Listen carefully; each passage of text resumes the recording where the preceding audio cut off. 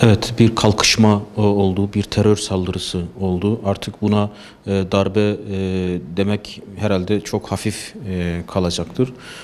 Aslında bu kalkışmanın, bu terör saldırısının özellikleri ileride belki çokça detaylı bir şekilde incelenecek, detaylar ortaya çıkarılacaktır ama e, yani bu kalkışmadan ziyade aslında bu terör saldırısına karşı halkın verdiği tepki daha çok önemliydi. Herhalde dünyada eşine pek rastlanmayan bir savunma gerçekleştirildi. Ve dolayısıyla yani bir anlamda halkın inkılabı, halkın devrimi, halkın direnişi bu kalkışmayı, bu terör saldırısını püskürttü. Ve dolayısıyla tehlike çok büyük olmasına rağmen toplumun gösterdiği direnç, fedakarlık ondan daha büyüktü diyebiliriz. Yani tabii ki kendileri birkaç aşamalı adımlardan söz ediyorlar ki ilk adımları atıyorlar. Ne kadar yeterlidir o tartışılır ama tabii ki herhalde refleks olarak ilk yapılması gereken şey darbeyle ilintili, alakalı, yakından uzaktan herkesin bir şekilde yani soruşturulmasıydı. Bu şu anda bir şekilde yapılıyor.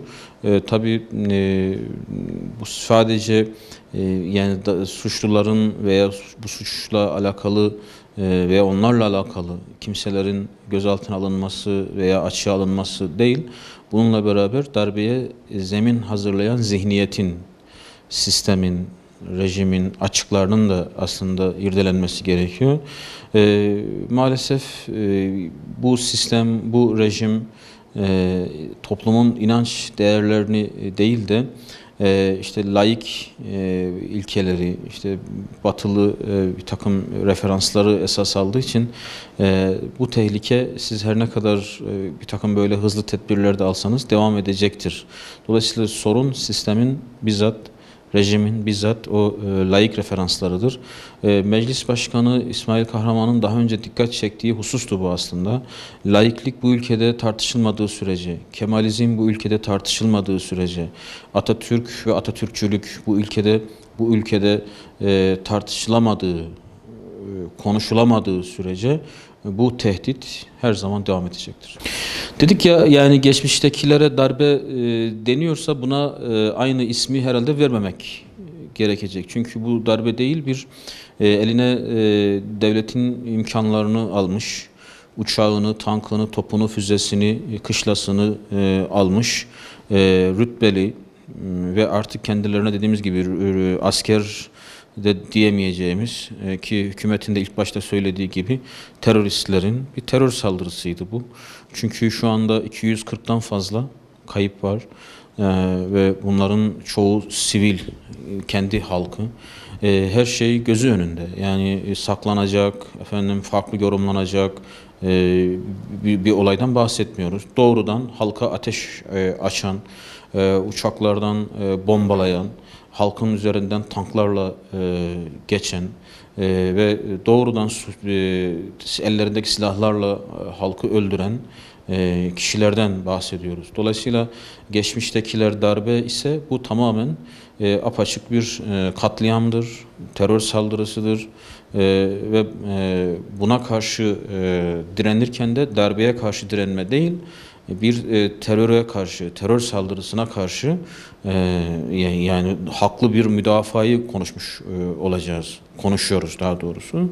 Neden? Dediğimiz gibi halk burada yapması gerekeni yapmıştır ve geçmişteki darbeler evet belki darbeye zemin olacak bir takım ön planlarla gelmiştir. Ön ayak toplumdaki karışıklıklarla gelmiştir. Yani onlar da tabii ki bir planın parçasıydı ama bu defa çok da iyi kurgulanmamış, çok da iyi hazırlanmamış, çok da iyi yönetilmemiş bir saldırı söz konusu.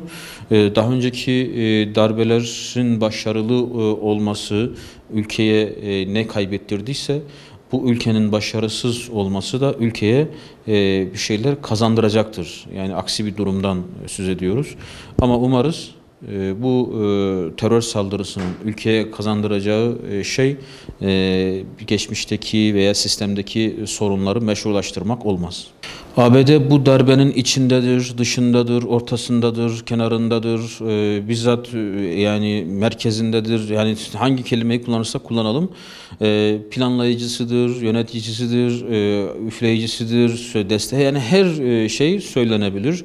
Bunu kendileri de artık zaten saklama ihtiyacı duymuyorlar. Biliyorsunuz Amerika'daki bir takım böyle dergiler olsun, bir takım akademisyenler olsun, danışmanlar olsun, darbe ile ilgili desteklerini açık bir şekilde söylüyorlar.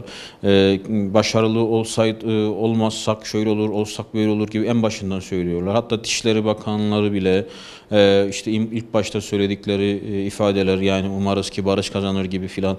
Dolayısıyla bütün bunlara baktığınız zaman yani böyle gizli saklı bir durumdan, bir şüpheden, iddiadan bahsetmiyoruz. Yani zaten kendileri de bunu ifade ediyorlar. Mısır'daki darbede Amerika ne yaptıysa, nerede durmuşsa aynı şekilde burada da daha aktif bir şekilde, daha sahada ortadaydı. Bunu İncirlik'teki toplantılar olsun, İncirlik'in bizzat kullandırılması olsun veya işte darbeye işte güya öncülük eden kişilerin referansları olsun, Pensilvanya olsun vesaire, bütün bunlar zaten böyle gizli saklı bir şey değil. Amerika bundan sonra tabii ki böyle hani pes ettim demeyecektir. Çok daha fazla kozlarını oynamaya çalışacaktır.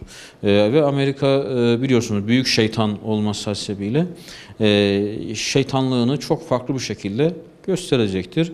Ama bu şu demek değil. Yani bir halkın direnişi karşısında ne Amerika durabilir ne de başka bir güç durabilir. Burada Allah'ın yardımının da apaçık bir şekilde geldiğini gördük. Ve burada kaybeden sadece bu ülkede o terör saldırısını yapanlar değil, aynı zamanda o planlayan, arkada duran, destekleyen ABD olmuştur. Son olarak ne yorum yaparsak yapalım, her zaman bu olaylara baktığımız zaman şunu açık ve net bir şekilde söyleyebiliriz. Allahu Teala bu memleketi muhafaza etmiştir, korumuştur. Bunun belki birçok hikmetleri vardır. Hani neden korumuştur? Neden Allahu Teala böyle bir ikramda, böyle bir ihsanda bulunmuştur sorusunun birçok hikmeti olabilir ama ben şöyle bir hikmet seziyorum.